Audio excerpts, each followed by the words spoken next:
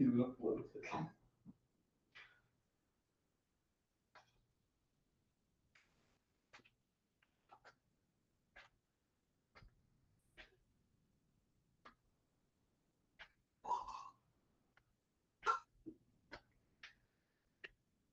this how you swim?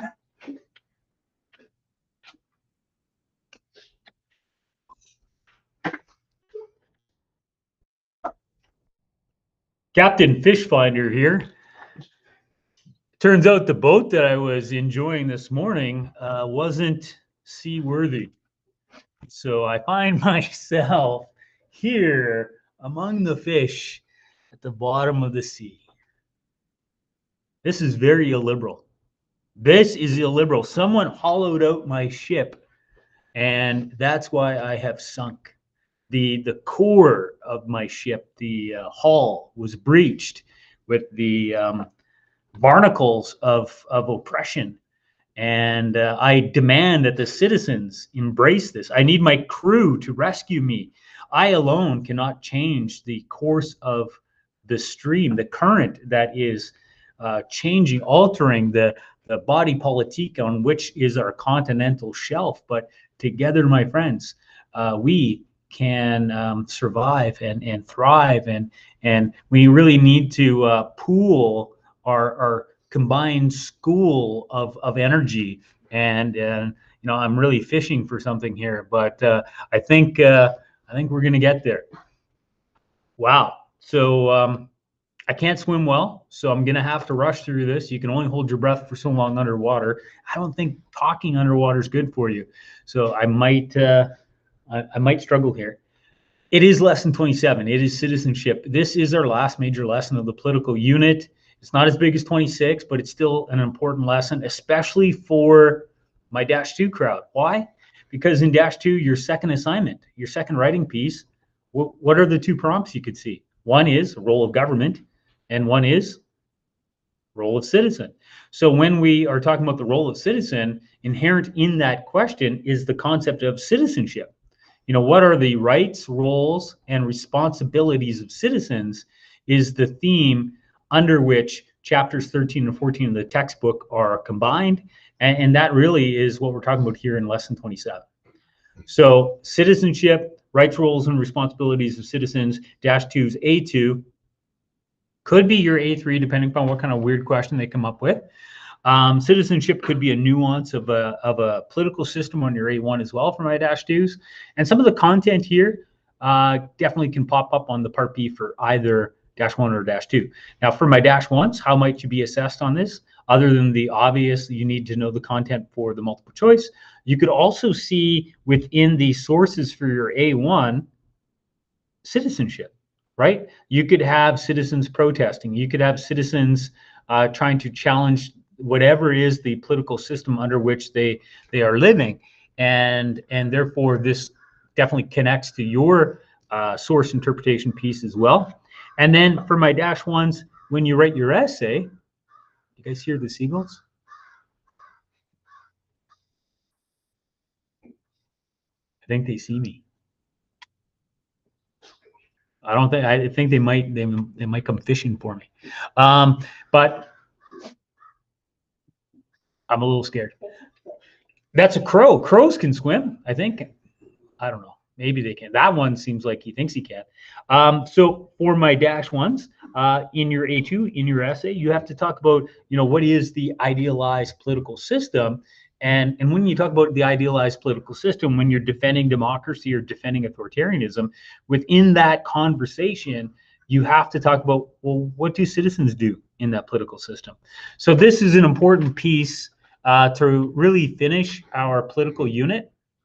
Not only because it covers 2 chapters of the textbook and really one of the 4 related issues of the entire year, but it also really finishes off that conversation about the relationship between the government and the governed. We want you to discuss those rights, roles, and responsibilities of citizens using both theory and history. So when you think about the theory of the rights, roles, and responsibilities, right in your mind right now, you should be making connections to Hobbes and Locke and others politically. Connect citizenship to corporations. So yes, we have private citizens, we have individual citizens. like Elon Musk is a citizen, but his corporation of Tesla is also a citizen. So we often talk about corporate citizenship. So when companies like Tim Hortons sponsors local soccer, we talk about them being a community member, a corporate citizen of Wetaskiwin. In Wetaskiwin here, we have a lot of philanthropy that's been directed through the company Manluck. There's been times where different projects have run short of revenue, of finances. So they've come to the aid, the rescue of the swimming pool. They came to the rescue of the playground at Sacred Heart School. So these are examples of Manluck saying, you know what, we're not just a company where people work. We're also a citizen. We're also a part of a community. And as a part of a community, we have a role to play and a responsibility to ensure that our community has services like what is offered at Manluck Center, and our responsibility is to ensure that children have a safe place to play. So we have corporate citizens, and that's a connection to part two, and the idea of activism. How can citizens show that they are and not just a passive person living in a community, but an active person living in a community? So I remember watching, and there's clips in a Prezi linked here in this lesson. I remember watching Starship Troopers for the first time back in the 90s. And there's a classroom setting where the teacher is challenging the class and trying to get them to think critically about, what does it mean to be a citizen? And one of the students, Casper Van Diemen's character, talks about how you must, sacrifice your body or sacrifice your life for the body politique. That citizenship means service to others. And that in that fictional world of Starship Troopers, not every person is seen as a citizen. So in order to be granted the rank or the position of citizen within their community, it's not a lottery of birth, but it's a lottery of service. It's the idea that, citizenship is something earned. And if it isn't earned, then it has no value. Anything free has no value. Citizenship is something we earn by serving others before we serve ourselves. So don't confuse this with the invisible hand. We're not talking economics right now. This is a political unit. So what would it mean to serve others politically or socially? Some churches, some communities have missionary work. Lots of communities have work where they go and they spend time with marginalized people in the community. Grad 2025, they went and shared their grad gowns and their grad suits with some elderly people in our community. They went to one of the senior citizens' homes and they paraded around, and they shared their youthful enthusiasm and joy in that moment with people that couldn't make it to the grad ceremonies. That's citizenship. So citizenship can come in many different forms. And lastly, in terms of what are some pivotal case studies that we need to know, many of these, like apartheid and Occupy movement and Black Lives Matter and women's rights and civil rights movement and Tank Man, we've already talked about. The textbook goes into good detail about the Orange Revolution. Check it out. Having said that, the Orange Revolution will not be on the diploma exam because the focal point is conflict in Ukraine, and because the conflict in Ukraine right now is so surface, right? It's so real that our students in our province that happen to be maybe Ukrainian refugees, that those questions could be quite emotionally triggering and personal to them. So I would very much doubt that the Orange Revolution will appear on the June, January, or in our case, the August diplomas until that problem is resolved. Anti-austerity measures. So this idea of austerity goes back to the economic unit, but the anti-austerity protests by the citizens, our response to your economic policies, is a political topic. So sometimes there is overlap. Students that have had me in the past know that I absolutely love this quote, probably because it's short and I have a limited memory, right? As we all do. Under a government which imprisons any unjustly, a true place for a just man is in prison. So, that's activism.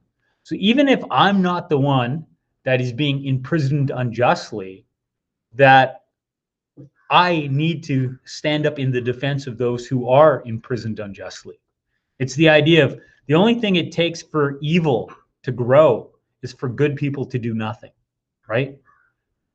That's all it takes for evil to grow. That's the banality of evil. The banality of evil is that if good people are passive, then evil can thrive. The German people are good people. They've done some evil things. Japanese people. I think Japan and Germany and Italy, Portugal and Spain, all former fascist countries, are the favorite countries I've ever visited. I love their cultures. I absolutely love the people, but they've done some horrific things. And it's the banality of evil that good people do nothing, then evil can thrive. That's the call to action for citizens. So if you are like billions around the world right now looking at the chaos coming from, Washington, D.C., you're kind of dumbfounded that, the U.S. system of checks and balances hasn't addressed the chaos that very much unconstitutionally Trump is causing, not only for his own country but the world. And again, I think it's because good people are allowing him to get carried away. So I was somewhat comforted when a couple of weeks back Al Gore went on record and attacked what President Trump is doing. Where's Barack Obama? How come he's not saying more? He definitely commands the respect of millions of Americans.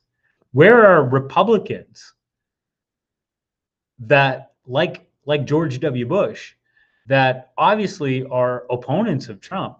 How come they're not speaking out against some of his ludicrous tyrannical ways? So we have some old helpful videos, deep diving into or a 25-minute video onto the deep dive section. We even have a 90-minute extensive look. So if you have trouble sleeping, you can listen to me talk for an hour and a half and you'll be out like light. So there you go.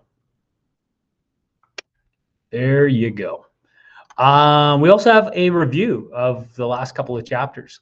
So if you are struggling with the content, I have a 15-minute review of me talking about that, because me talking about stuff is exactly what you want. We also have what would an assignment look like on this? These are possible A1s. These are possible A2s.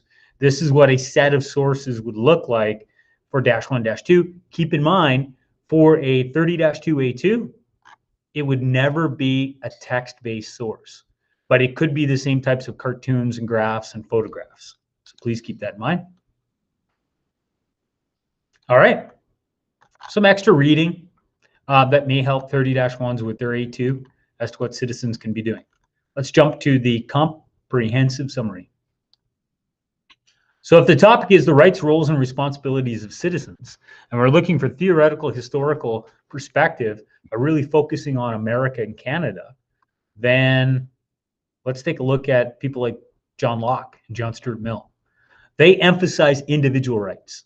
So citizenship at its core is free speech and private property and voting. And citizens, therefore, are responsible, rights, roles, and responsibilities. We have individual rights like free speech, but we have a responsibility for obeying laws. But we have absolutely no obligation to be actively participant in governance. But let's be honest, if a democracy is centered on the pillar of the will of the people, if the people's will is no longer being expressed actively, then the government will, like my boat, become adrift and maybe sink. So liberal citizenship, if you go back to the 19th century and look at Locke and Mill, the emphasis on rights would be rights like what we see in the First Amendment in the United States, or the fundamental rights in Canada's Charter. But with that, there is obligations, right? So John Stuart Mill, the Harm Principle, would say you have the freedom of speech, but there's such things as hate speech. And John Stuart Mill would say, even though you have the freedom of speech, that doesn't allow you to promote hate speech that may lead to riots, or hate speech that may lead to genocide. So there is that nuance, that connection between a right and a responsibility. So former teacher in Alberta, in Eckville, Jim Keekstra, this is in the textbook in chapter 11. So you're already familiar with the story, but I'll go through it anyways. Jim Keekstra was a social studies teacher just south of us in Eckville. He had the right of free speech, but as a teacher, he has the responsibility to not teach hatred. He taught his classes that the Holocaust was a myth. The Jewish people were trying to control the world, and he was removed from the profession in this province. He has an obligation to the profession, to his students, to his community, to not promote conspiracies and hatred. That's what John Stuart Mill's harm principle is about. And that's what liberal citizenship's about. Republican citizenship, Jean-Jacques Rousseau and Aristotle, I don't think you're ever going to see that term, or many of these contrasting terms of citizenship. You're not going to get tested on them in a Part B, but I'm trying to give you a very nuanced look at the idea of citizenship, so you can try to see, what type of citizens are you wanting people to be. Republican citizenships of Jean-Jacques Rousseau and Aristotle, they stress active citizen participation. So whereas liberal citizens like Locke and Mill say voting isn't your obligation, it's your choice, then Republican citizens like Rousseau and Aristotle are saying, no, you need to be active in voting. You need to serve the public good. So sometimes in the -283, they'll ask things like, how do we fix the voting system? You could talk about Rousseau and Aristotle and the idea of Republican citizenship, saying that citizenship must be maybe stressed or even mandatory. In some countries like Australia, there's a fine for those who do not vote. Is that how we make voting, or is that how we deal with apathy? Is that how we enrich the voice coming from the people, or at least enhance it? We have social citizenship with T.H. Marshall.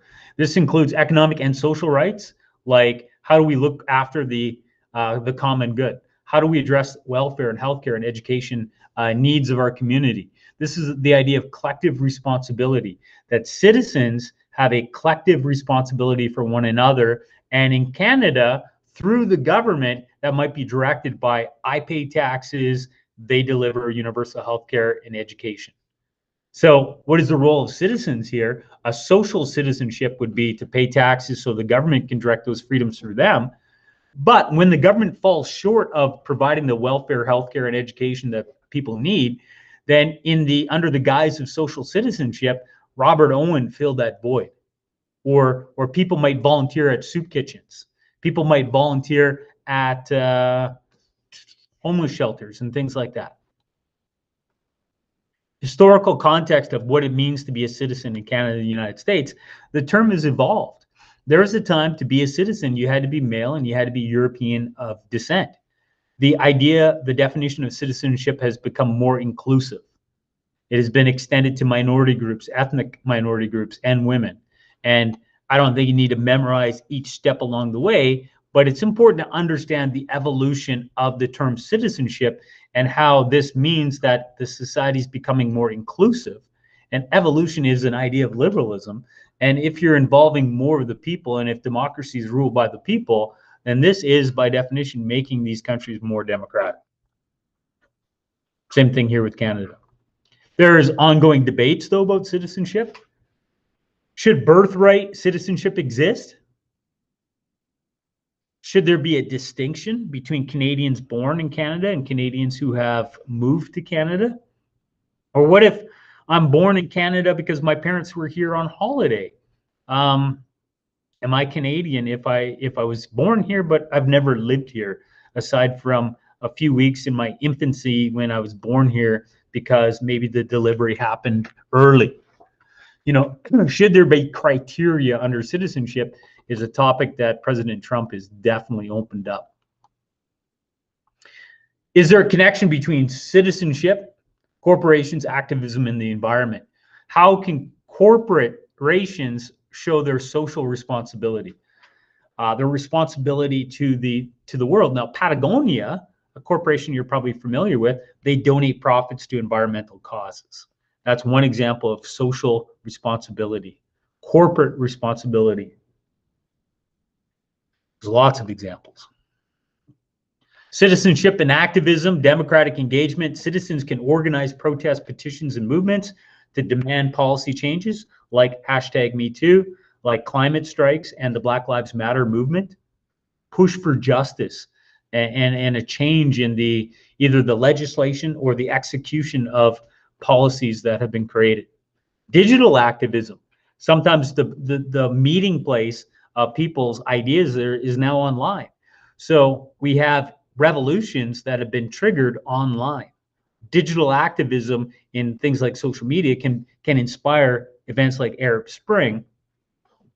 So along with the idea of being a digital citizen comes the idea of being a digitally educated citizen, so that you can identify, when your algorithm's being corrupted by foreign influencers and when you're being fed lies by AI or by bots, so that you can be radicalized and your heart can be turned to hate because elections are being manipulated.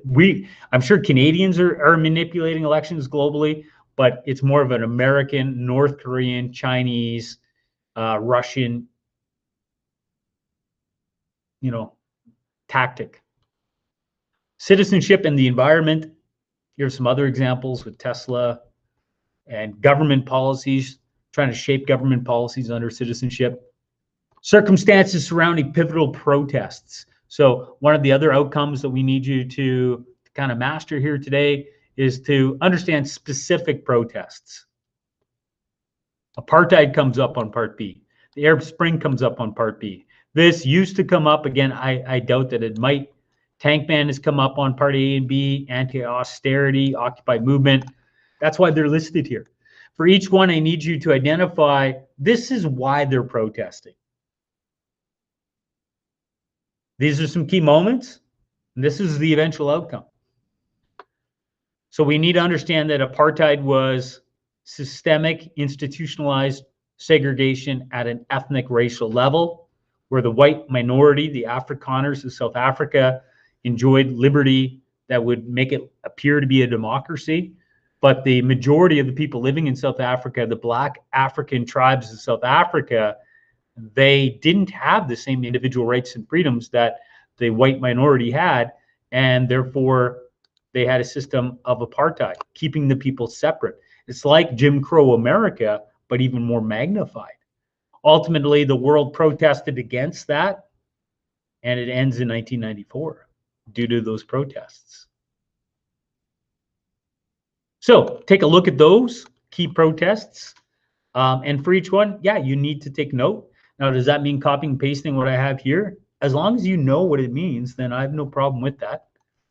But these are all protests that could be the context behind the sources in your A1, A2s for the source interpretation in -1, -2, or it could be the content behind multiple choice sets. So we need you to be more aware of those. I'm not going to spend a lot of time talking about the deep dive because there's previous videos that have done that. The textbook does a good job talking about the White Rose movement and their protest against the Nazis. Thoreau's not a name that's going to be thrown around with the -2s, but I love it when students in -1 can bring it into an essay. So you might want to watch that video about Henry David Thoreau and the idea of civil disobedience. There's some sources, as I always do, to try to show you what might this look like if it's on an exam. And I also have for you that Prezi on citizenship. So it's got links to videos and stuff like that. If you're really bored this afternoon, you can take a look at it. It's my work from like 15 years ago. So it's kind of like looking or listening to Taylor Swift's first album and you're like, wow, she sounds different. I'm not sure that I like, her country style, her debut album. What was it? 1989? Her debut album. Yeah. Was it called 1989? No. Was it just called Taylor Swift? Taylor Swift. Oh, okay. Yeah, there it is. Responsibilities of U.S. citizens. This is, during the Cold War, what was the responsibility of American citizens? And there's that nuance of McCarthyism of the idea that we need you to watch for communists. It's an entertaining 10-minute video that has illiberal elements in it. And that's something you can definitely watch this afternoon. Now, the idea of citizenship changes depending upon which country you're in. I have some Israeli friends that live in Israel, and they are their level of commitment to their nation is much higher than the level that we get from most Canadians. They are literally a part of the Israeli Defense Force, the IDF, that they could be called. They have to listen to the radio. They have to watch their phones. They could be called into action if there's any threat in their area of responsibility. They might be a dentist by trade, but they might have to suddenly grab that Uzi and go protect their nation, their people. So I find that interesting. These are different protests that have changed the world. We had a video in a previous lesson that talked about protests that changed the world. I think it's important to take note of how people can change the world through protest, but not all protests have been successful. Here's again what that source could look like on an A1 and -1 and A2 and -2. Here's an anti-war protest that, in order for you to truly unpack it, you'd have to get through lesson 28 and 30 first, so you understand the ideas of Vietnam, right? But by the time you do the diploma, you'll be done the entire course. So what do I need from you this afternoon? I've given you some links to different videos here so that you can learn more about key moments like Tank Man and protest. I would suggest to you that you have, there's that, January Capitol riots. That could be on the diploma exam. It's been a long enough time. You could talk about the role of citizens when they don't agree with election results. That'd be a great source. So each one of these sources you could look at and say, what kind of response might I get if I did an A1 or an A2? Now you might be at the point where you're like, you know what, I just want to do an A1, A2, or an A3 in the political unit. You could request a pre-due to do over the weekend. And if your pre-due scores higher than your due, then you don't need a redo because your pre-due is your good due. So let's say you're in -2 and you're like, hey, can I do an A3? And you score 90. And then on the midterm next week, you're like, you score 60. Then your 60 won't replace the 90. I'll put a 90 in there. So if you have some time over the weekend and you want to get ahead on that Tuesday, Wednesday midterm, or you just want to see what that midterm could look like, I'm not going to give you the midterm copy. I'll give you an alternate version. Please keep in mind that on Monday, we have one Google Meet that will take 5 minutes to talk about postmodernism. Then on Monday, I'll stick around and answer all of your political questions. Also this afternoon then, and before the weekend or during the weekend, you could look at, the political unit from lessons 11 all the way up to here, lesson 27, and see what questions do you have. It's a long unit. It's chapter 5 of the textbook. It's chapter 9, 10, 11, 12, 13, 14. So yeah, take a look at these sources, do some practice, request a pre-due if you'd like. How do you do that? You send me an email. You tell me what course you're in, and you tell me what are you requesting. Do you want to just do an A1 or an A2? If you're in -2, maybe you want to do an A3. Maybe you want to do all three. Do you want to just do some multiple choice? I can push it out, but I need to know who and when to push it out for. And I need to kind of know that by 1:30 so that I can do it before I leave here, because I'm not necessarily going to be sitting on my computer all weekend waiting for your emails. One last thing about citizenship. One final nuance. We need to be able to compare and contrast the rights, roles, and responsibilities of citizens in a liberal democracy with a non-liberal state. So this is what citizenship looks like in America. And this is what Hitler wanted from his citizens. This is what Stalin wanted. This is what modern China, modern Russia, and modern North Korea want. So I love this idea. These are the rights of citizens. These are contrasting roles. These are the contrasting responsibilities. I think both -1 and -2 need to read through that and think about how the systems are different. We also have some nice charts towards the end here. These are those protests. These are why they protested. This is what happened because of their protest. So this is just another way to present that same information from a previous section of this lesson. I like charts because I like things to be organized. There's some nice charts for you. Some people like things listed out. Here's why they protest. Here's the outcome. So I have it in that format for you as well. So lots to read, lots of sources to unpack. Oh my goodness. AI. And then, times when limiting dissent might be reasonable is kind of that recurring nuance here, right? When should citizens understand that in this time, our rights, roles, and responsibilities might change? And again, we go back to the FLQ crisis, or we go to maybe local crises like a G20 protests, or a national crisis like COVID-19. So a final veneer or nuance here is, should citizens understand that their rights, roles, and responsibilities are subject to circumstance? And could there ever be circumstances like a crisis, whether it's local or national or global, that may temporarily alter their rights, roles, and responsibilities? I'd love for you to understand that topic. And some of this is contemporary in history, and some of it is more, hypothetical, more fictional. So this is the rights, roles, and responsibilities of citizens in the Hunger Games, and this is how they justify restriction of dissent. This is how they justify restriction of dissent in V for Vendetta.